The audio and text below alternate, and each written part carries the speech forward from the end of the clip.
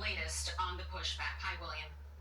Well, I said the letter is a warning shot to governors, mayors, and police chiefs who, quote, blatantly violate federal immigration laws. Such lawlessness subjects you and your subordinates to significant risk of criminal and civil liability. And accordingly, it says, we put you on notice of this risk and insist that you comply with the nation's laws. So the law they're talking about, U.S. Statute 1373, says local and state governments cannot prohibit local sheriffs or police from communicating with ICE in any way, which entirely conflicts with sanctuary laws that prohibit police from communicating with ICE at all, refusing to admit that criminal aliens are in their jail or when they're going to be released.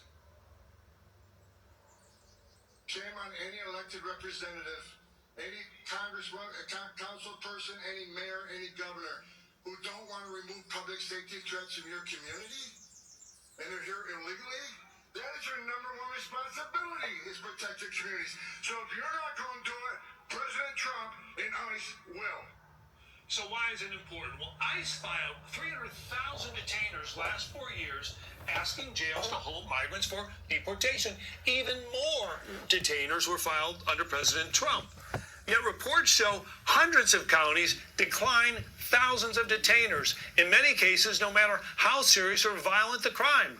Well, that puts sheriffs sworn to protect public safety between a rock and a hard place, right? Facing federal prosecution if they don't cooperate, and from the states if they do. So I say there are two issues here, right? The law says if you're here illegally, you're deportable, crime or not. And secondly, the 1986 Immigration Control Act, passed by Congress, requires criminal aliens be deported, quote, as expeditiously as possible after the date of their conviction. So that's really hard to do if states are interfering with the process. Back to you. All right, William Lajeunesse, thank you for setting us up. Appreciate it. Republican Congressman Andy Biggs of Arizona with a recent opinion piece titled, America Last, Democrats Push Mass Migration, Ignore.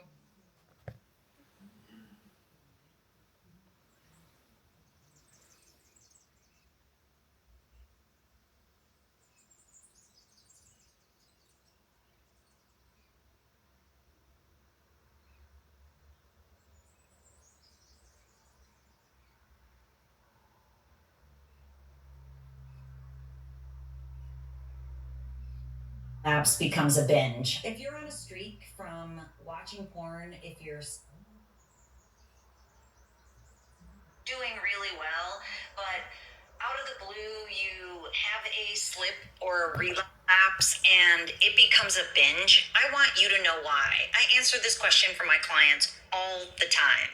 I'm Dr. Trish Lee, brain health and sex addiction recovery coach. I'm here to help you on your porn-free brain forever journey. So if you're trying to stay away from porn, what will happen is you will have cravings and urges to satisfy those cravings due to your brain wanting high levels of dopamine like it's used to getting from the supernormal stimulus of porn. We know that pornography is what they call the cardboard butterfly effect. It is a supernormal stimulus that floods your brain with dopamine, giving you that surge and making you feel good. Now, if you're trying to stay away from that, your brain will want it. So that's what will give you the cravings and the urges. Now, if you don't give in and you're not necessarily rewiring your brain, you're likely in the unwire process, which is great, except for you need to rewire your brain so that you won't have cravings and urges anymore. So let's say you give in to an urge. What happens in that moment is the moment you have the idea that you're going to watch porn, you get a dopamine drip in your brain. You'll get that dopamine flowing, and it's going to remind you how good it used to feel. It's not going to remind you that it's damaging your brain and that it's likely wreaking havoc in your life.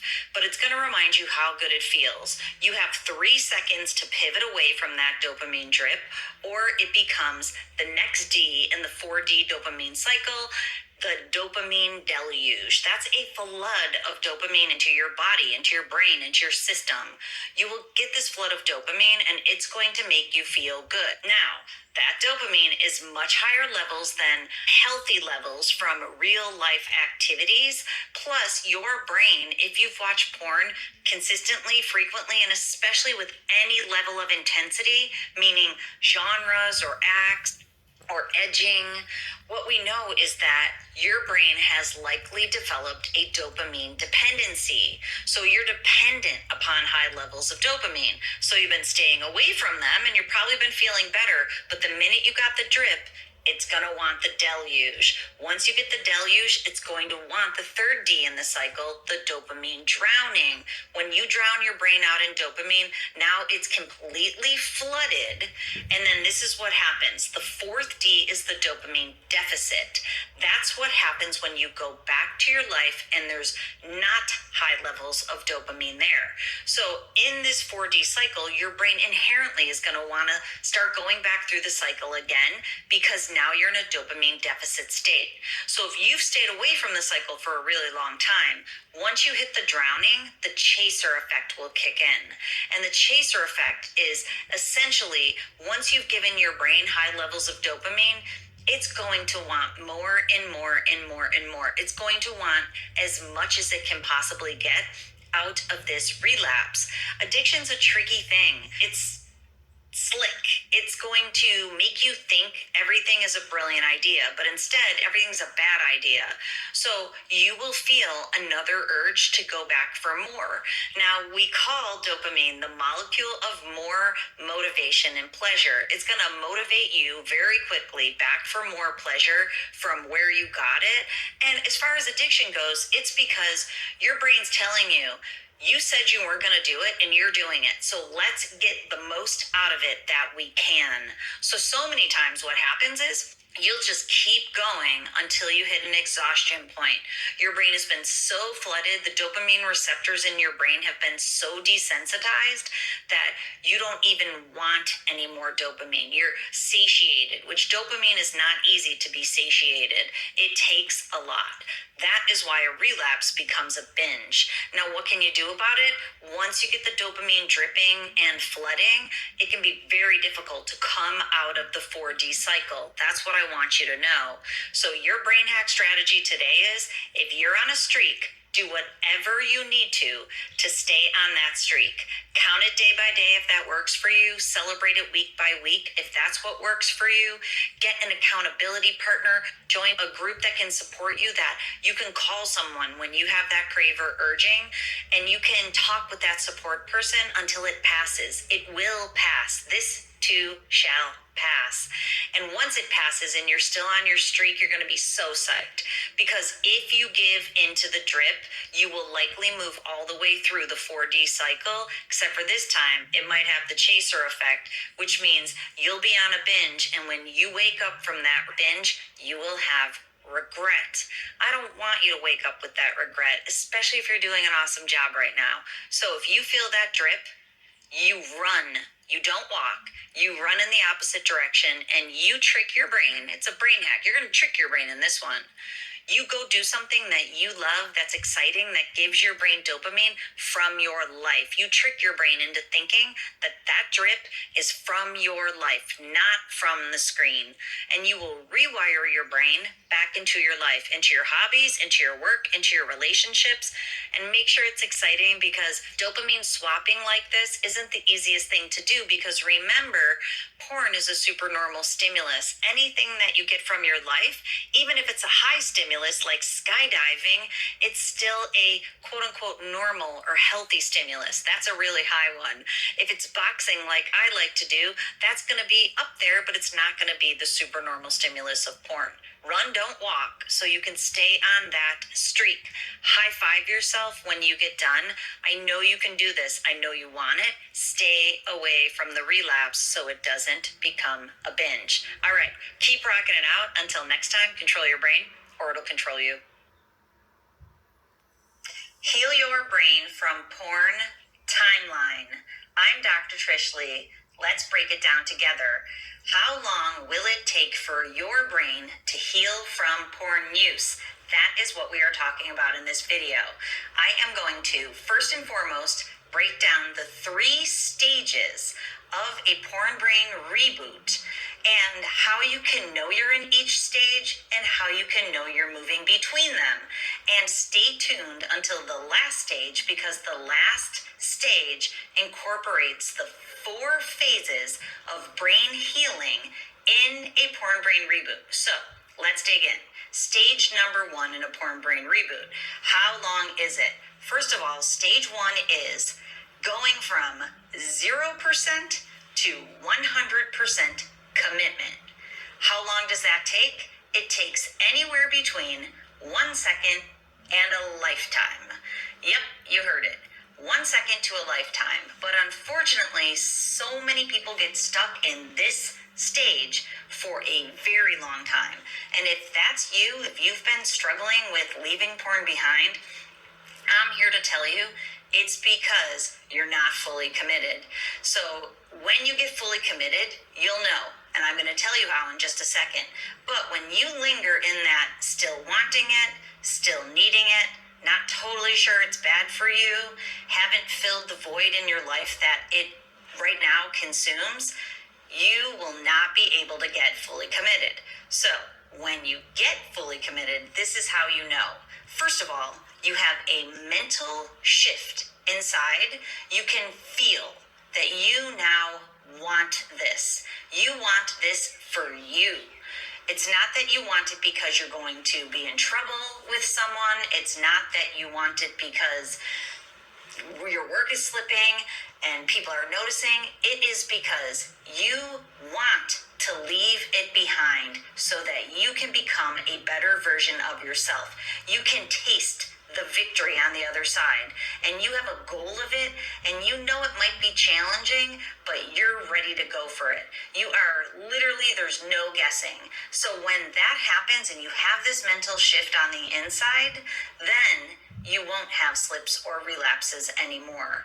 You will move through to the next stage of a porn brain reboot, and you will buckle down and you will be excited to do the work that needs to be done. Not that you will enjoy a struggle if there is one for you, but you are ready for it and you can endure it.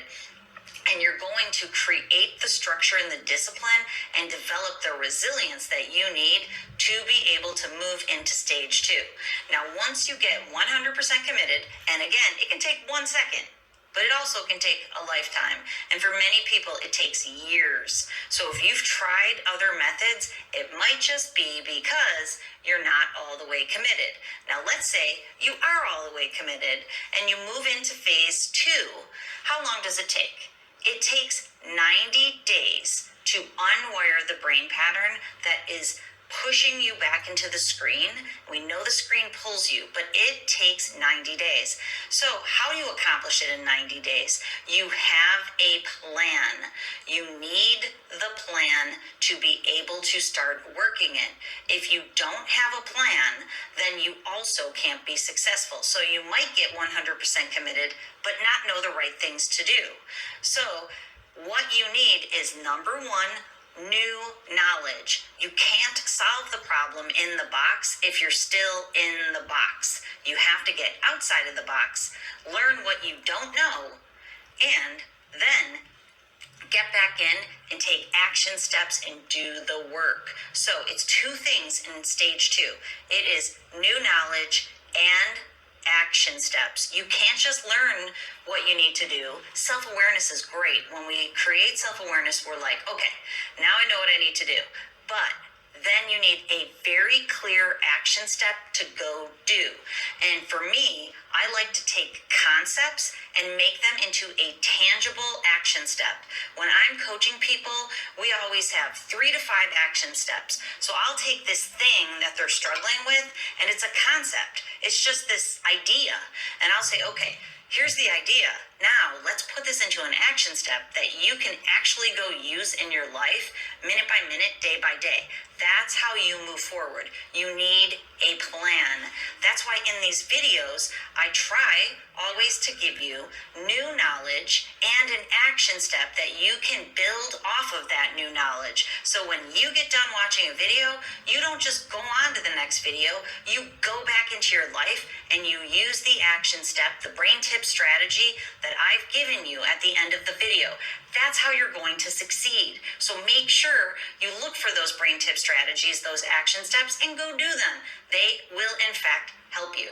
Okay, so when you're in stage 2, it can be 90 days, literally 90 days for you to succeed. But you also need the proper support. That's why I'm here for you, to give you it. In these videos, you need someone to tell you, in fact, you can do this. I know it's challenging, but I also know that you're stronger than you know you are. I know you can do it if you want it. You need to want it bad, 100%. Then you need your plan with your new knowledge and your action steps, and you need support. And I'm a great support here in these videos, but obviously people in real life are better support. I'm here to support you in real life if that's something that you want. If not, look for a coach, look for a therapist. Tell somebody in your world, tell your brother, your friend, your partner. When you are no longer in this alone, it comes out of the dark into the light, and it may be a struggle for you because this hijacker, as I call it, has literally hijacked your brain. You are sometimes no longer the same person that you can and deserve to be. Your brain is literally controlled by the compulsive nature of porn use. It's pushed back in. The screen pulls you and your brain pushes you because it's been conditioned to go to the screen for dopamine hit to feel okay. So when you're at your less sane moments, you need someone to say, dude, you're not that sane right now. This is what we need to do. Stay with me here. Let's have some tea. Stay with me. Let's move through this time until your sanity returns. So that's going to move us into what happens in those first 90 days. We're still in stage 2. What happens in those first 90 days, and this is how you know you're there, is that your brain will move through the addictive cycle of pornography consumption. There is a cycle for every single person, and you've been moving through it either knowingly or unknowingly since you started consuming. And the cycle goes like this. This is the short version, but I've talked about it in other videos. At the top of the cycle is a trigger or a stressor or boredom, and your brain goes, I think we should watch some porn because that would feel good for us. Then the minute you think that and you buy into that idea, that insane idea, when you buy in, you go, yeah, that is a good idea, hijacker. What happens is you start getting dopamine dripping. Or if your hijacker goes, I've got an idea, let's go on Instagram or social media. That hijacker is tricking you. He's tricking you into the slippery slope, moving you back to porn. So if that's been happening before, that's going to happen now in these first 90 days. But you're not going to react in the same way. You're going to respond in an intentional way using your plan, your new knowledge, and your action steps. And now you're going to say, okay, I'm being triggered. I am not going towards a screen. I'm going towards my healthy dopamine producing activity. I'm going towards my pivot plan, the thing that I know that I'm going to do instead. And now you get over the craving or the urge, and now you don't act out, which is down towards the bottom of the cycle. Instead of acting out, now you have a success. If you were to act out, what happens is now at the bottom of the cycle, you feel guilt. And guilt moves to shame. Shame moves you towards the trigger, which reactivates the cycle. But if you succeed and you don't give in to the urge, because now you're 100% committed and you have a plan, and you are going to buckle down and move through this cycle, now you succeed and you get a small win and your brain gets a smaller dopamine hit. But guess what it produces? Dignity and integrity. And when it produces dignity and integrity, you can move back through the cycle. And guess what's going to happen? You're probably going to be triggered again. And the cycle will continue. But if you don't act out in the cycle, it starts to loosen its grip on you. That's what the 90 days are designed for. So that the cycle and the hijacker loosen the grip. And you get a grip on it through your small wins. And when you do, through that 90 days, you learn to control your brain, and your brain is no longer controlled by porn. That's the second stage, 90 days. Now we move into stage 3. How long does stage 3 take? It can take anywhere from 1 year to 3 years. And that's a small time frame in your life. I know it might seem like an eternity, me telling you 3 years, but if you can get that sobriety and break that cycle in the first 90 days, it's no longer the same. It's no longer, it doesn't have the hold on you that it used to. And that's going to move me to the 4 phases of healing that will happen in stage 3, anywhere from 1 year to 3 years. And you know how healing works. The more things that you do, the more positive things you do, if you're trying to heal, the shorter the healing time frame. And as I was putting this video together, I was thinking about my time when I had COVID.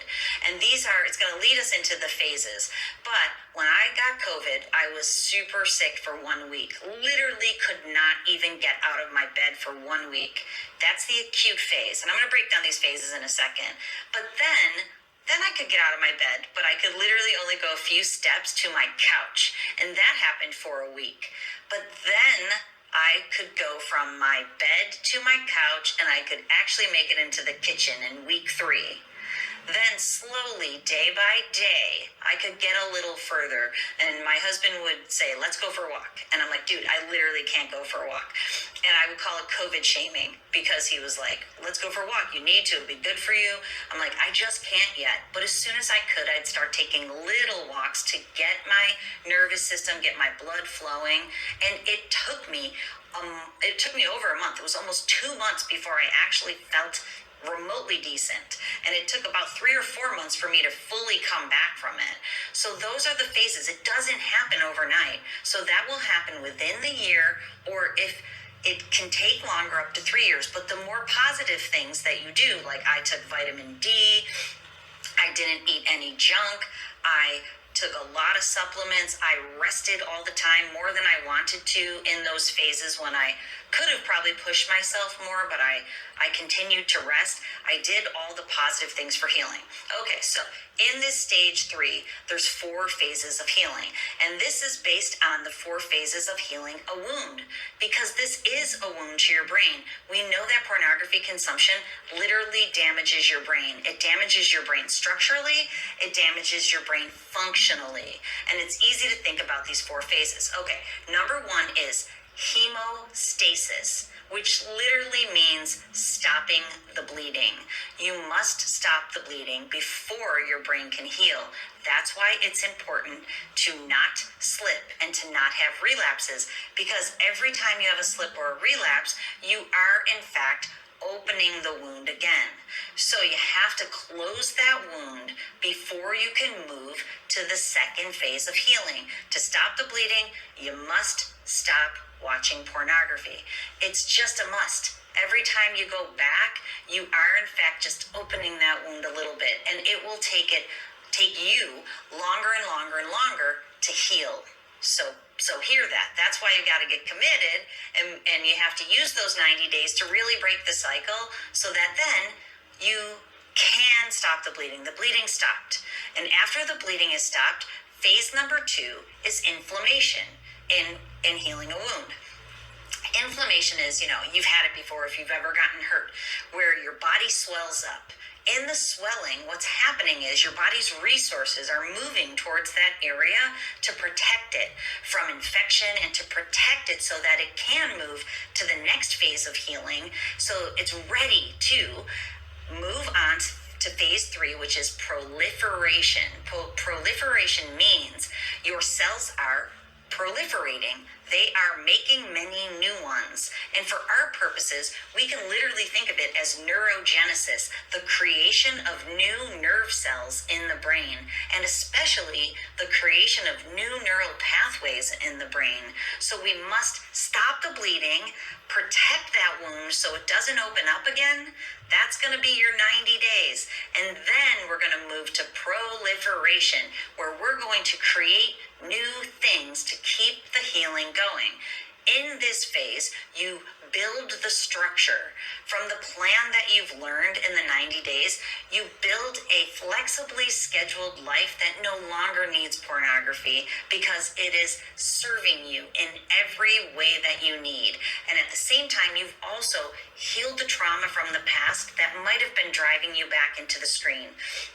You've rewired your brain so that it is healthier. It's using the optimal electrical energy pattern, and it no longer needs to be calmed and stimulated. So now you're doing new things. You're proliferating. You are growing. You're changing. You're improving. So what that does is it moves us into phase 4, remodeling. And this is what I call hardwiring. So now that we've set up this structured life that can create new and wonderful things for you, now we have to make sure we remodel all the pieces so that this is the life that will continue to serve you over time.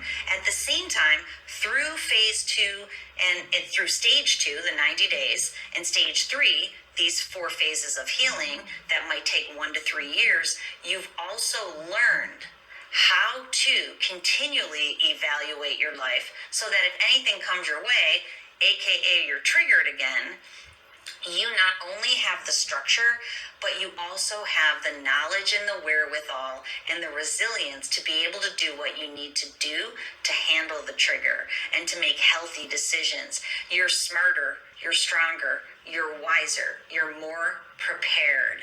That's what happens over this 1 to 3 years. And again, the more things you do at the outset, the shorter the time frame of healing overall. Okay, so your brain tip for this video is get committed. Do what you need to do. For every person out there, there's a different thing that gets them committed. Sometimes it's their families, sometimes it's their partners, sometimes it's your work, sometimes it's the vision of you in the future being that full potential aspect of yourself that's thriving. Sometimes it's just the sheer moral incongruency of the pornography that you're consuming, or sometimes people learn about human trafficking in the pornography industry, and that's a big red flag for them, that they are not going back to videos that exploit human beings. Sometimes it's the fact that you realize that the porn industry is taking advantage of you, and you won't be victimized by it anymore.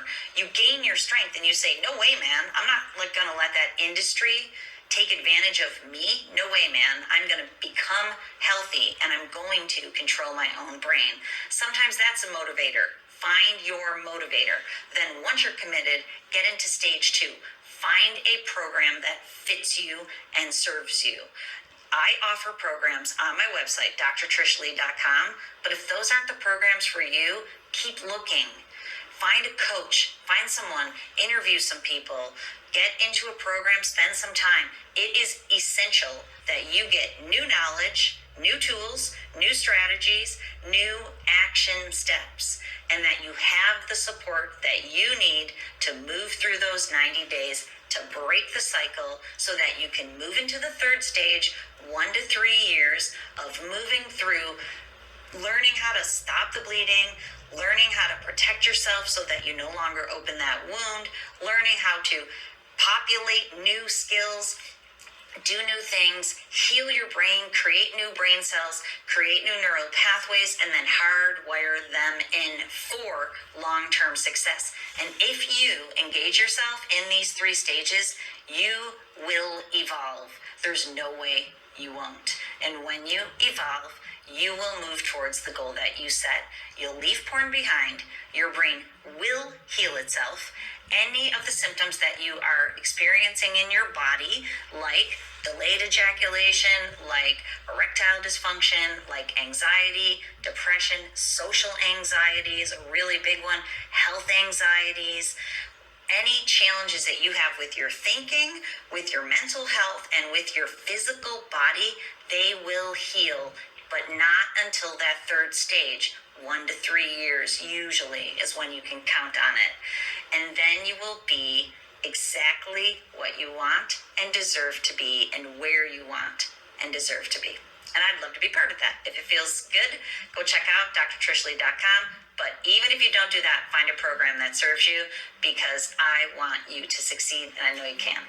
Okay, until next time, control your brain or it'll control you.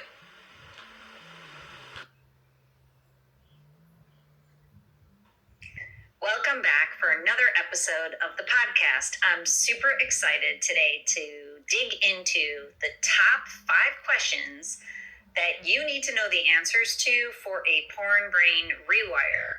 And here's the 5 questions. Can my brain heal from porn, and how do I know if it has? Number 2 is it okay to masturbate porn free? Number 3 is, will fetishes or scary porn use go away during my porn brain rewire? Number 4 is, my partner doesn't want to have sex, now what? Or, no partner, now what? We'll cover both of those. And lastly, what steps are absolutely necessary to be able to be successful in a porn reboot? We are going to dig into those 5 questions very quickly. And today's episode on the podcast was inspired by a very long YouTube live that I did yesterday with 3 other porn addiction recovery coaches. It was sponsored by Bill Ranshaw.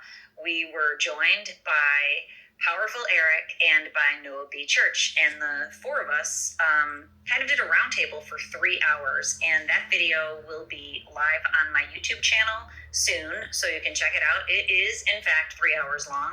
So I wanted to do a recap of the most popular questions and kind of break down the answers for you here. And then I'm going to chunk that up, and there'll be chunks of that video also. But let's dig into these 5 main questions. So first of all is, number 1, can my brain heal from porn, and how do I know that it has? So from my standpoint, 100% your brain can heal from pornography use.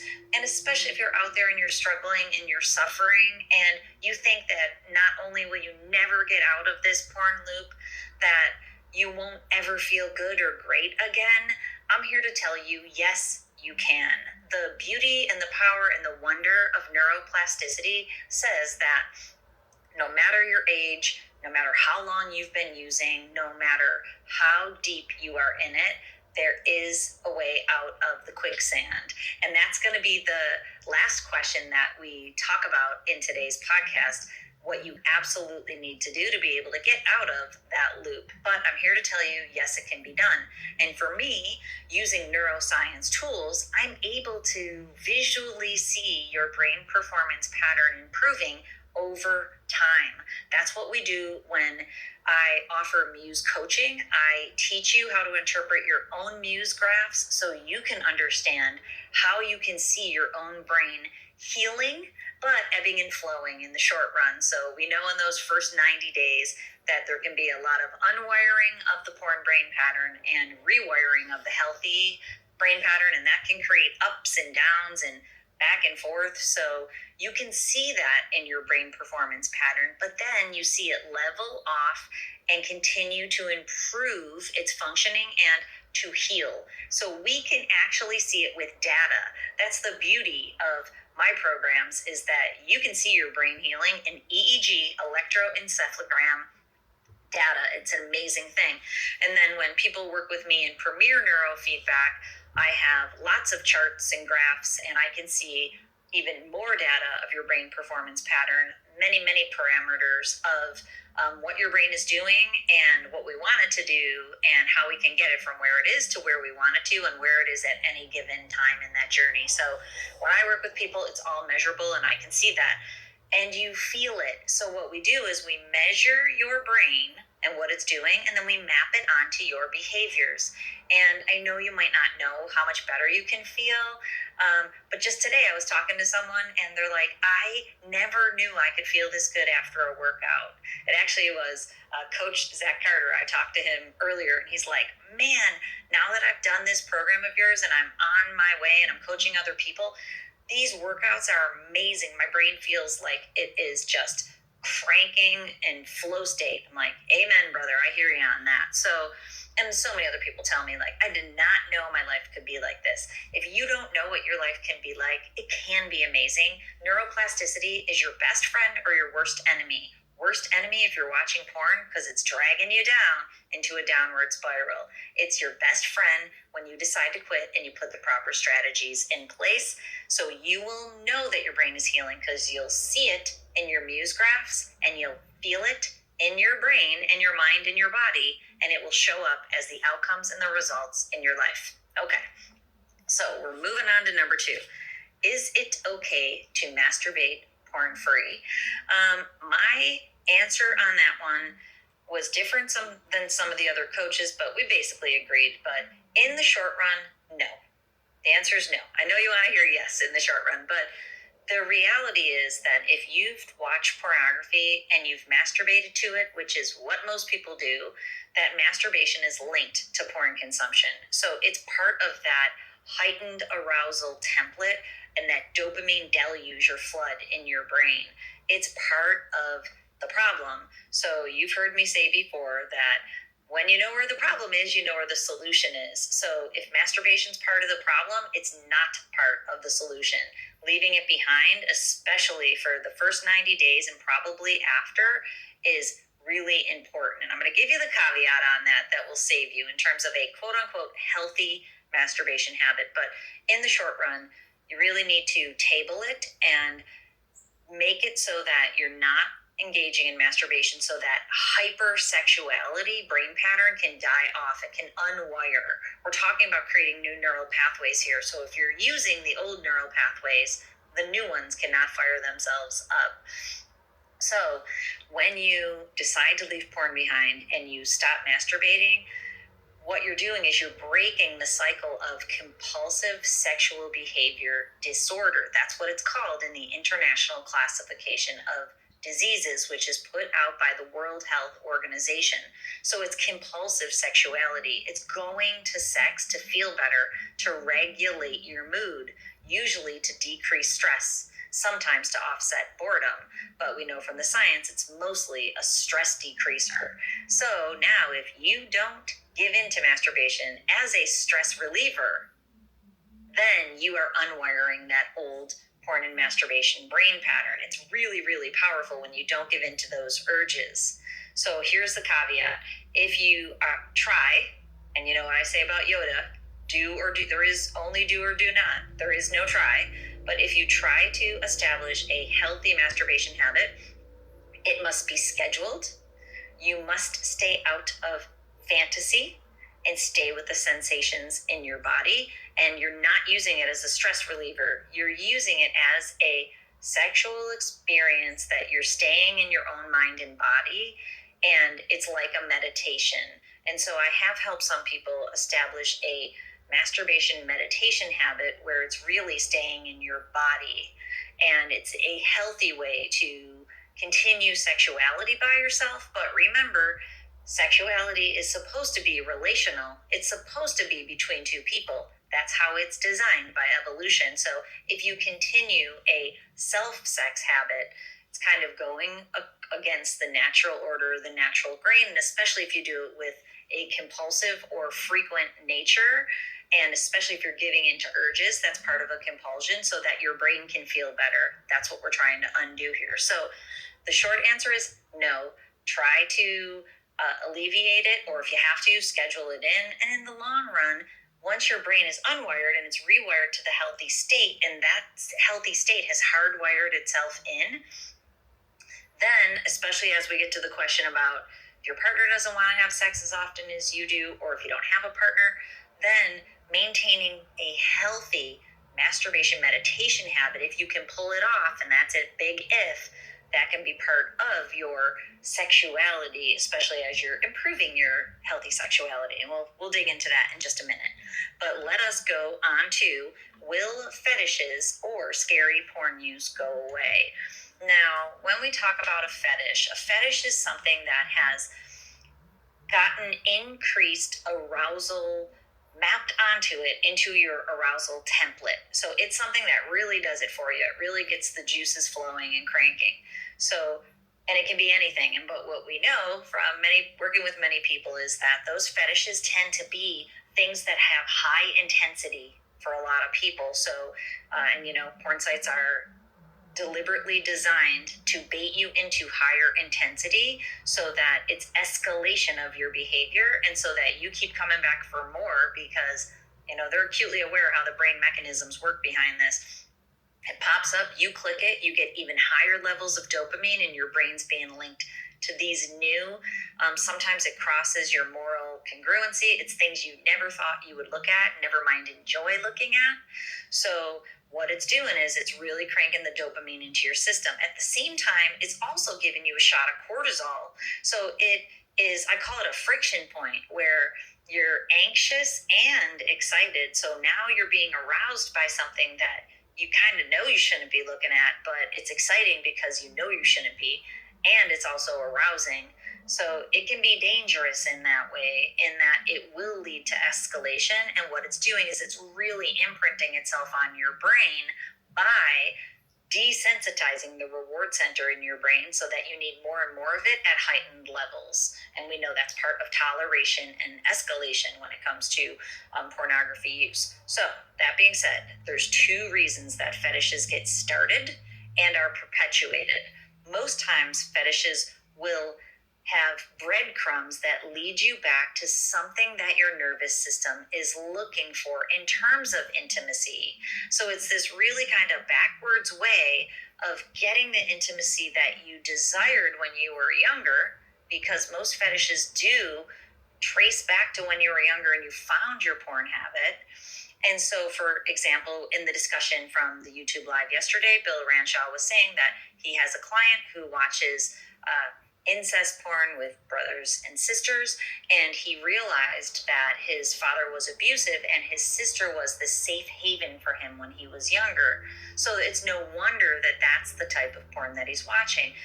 Many clients of mine will watch porn that has to do with older women or has a mother Oedipus complex to it because they wanted that love and affection from their mother, and now they seek it out in the opposite way in porn use. So if you have a fetish, try to follow the breadcrumbs back to trauma, dysfunction, or a need of your nervous system that's being served by it, because many times that's the case. Then once you know what the need is, you can serve it in a healthy way. So for example, I work with people who will watch same-sex porn and they realize they have issues surrounding intimacy or love from their father.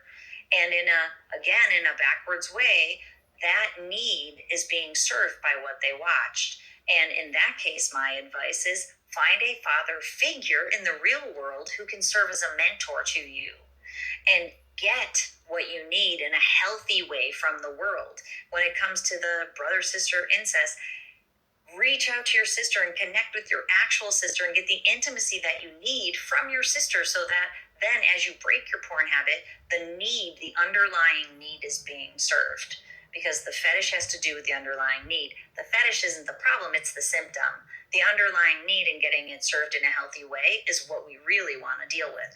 Okay, number 2 is